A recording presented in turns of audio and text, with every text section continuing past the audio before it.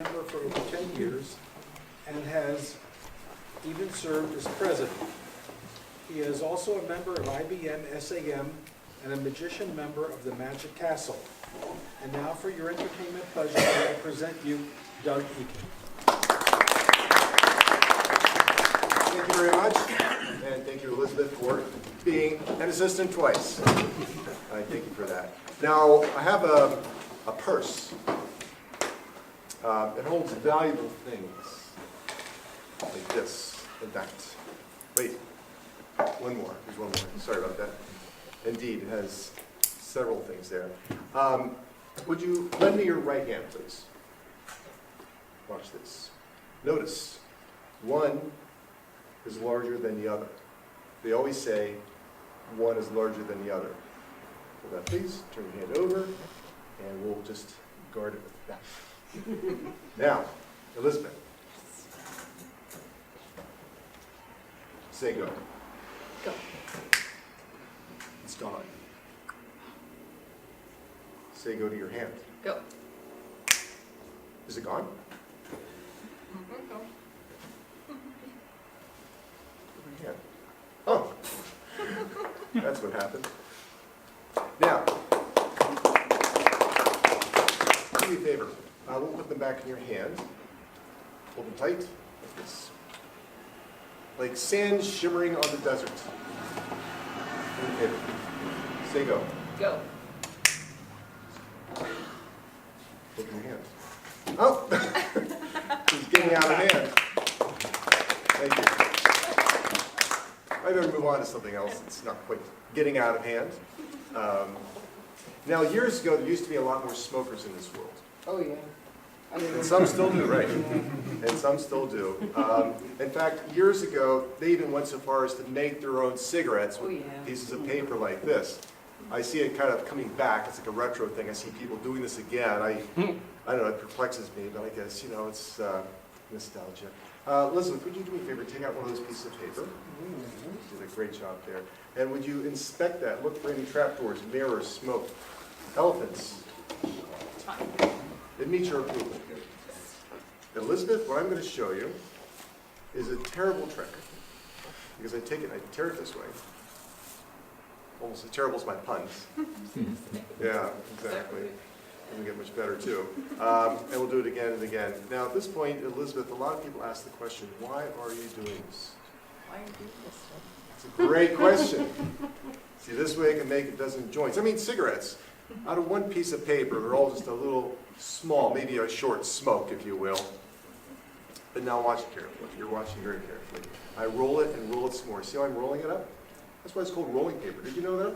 You didn't know that. It's an educational show as well as an entertainment show here, right? But here's the thing, Elizabeth. I mean, you've been watching me like a hawk. I mean, you could not be any closer. If she was any closer, she would be in the act, I think, at this point. But here's the crazy thing. Here's the crazy thing. When I just look at this, and here's where you got to believe in magic. So just a little pull. Yeah. It's starting to look a little different now. Yeah, because now we've got. Yeah.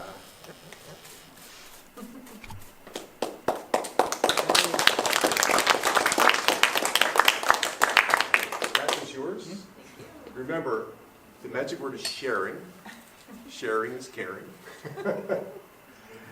It is indeed. And now I'm going to do something a little bit different yet. Let's see.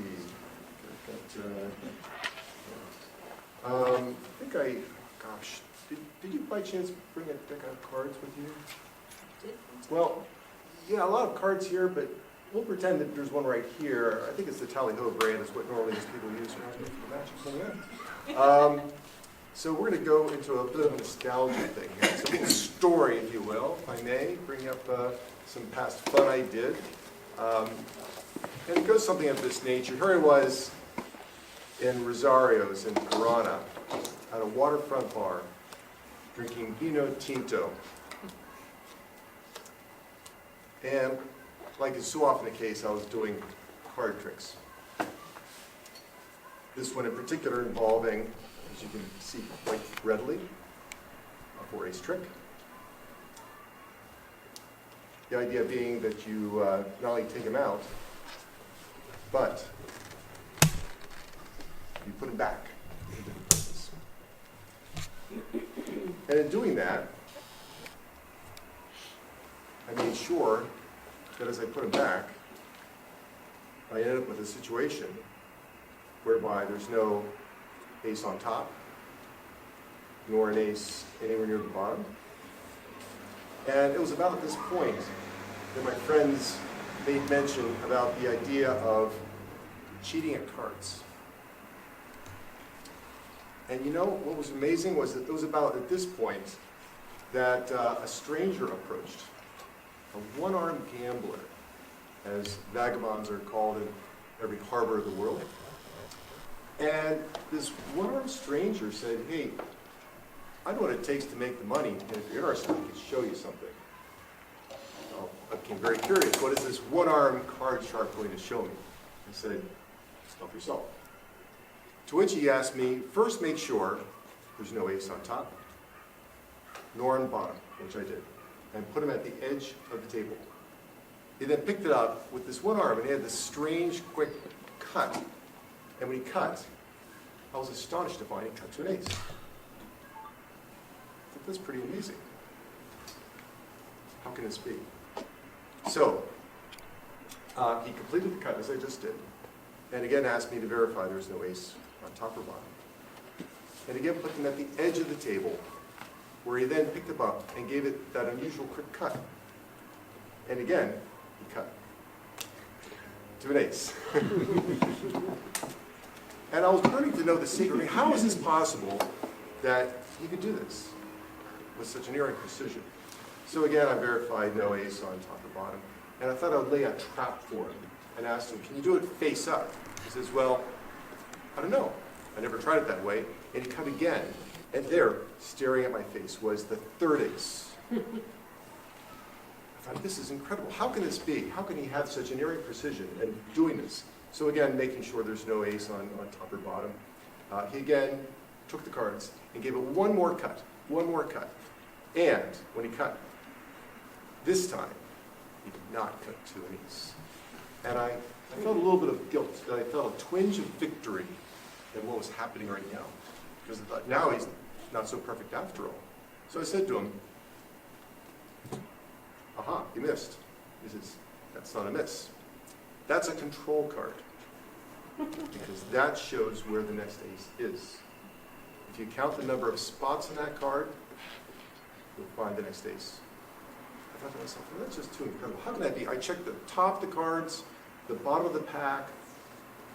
There's absolutely no way he would know the position of the ace of spades within the middle of the deck. So I immediately said, I'll bet you're wrong. And without moving a muscle, he said 2 words. How much?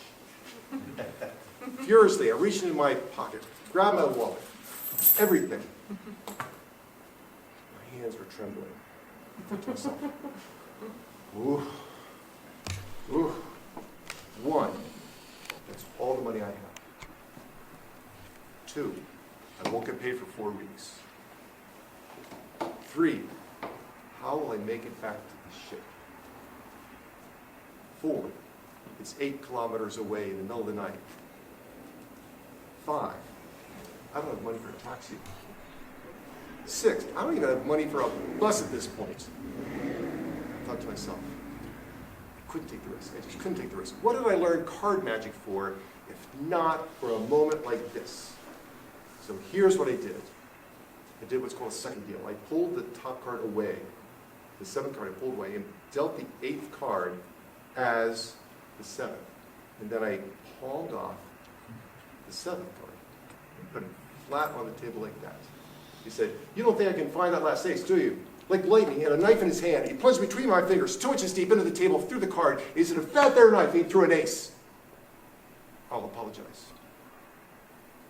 And then with a little jerk, pulled out the last ace.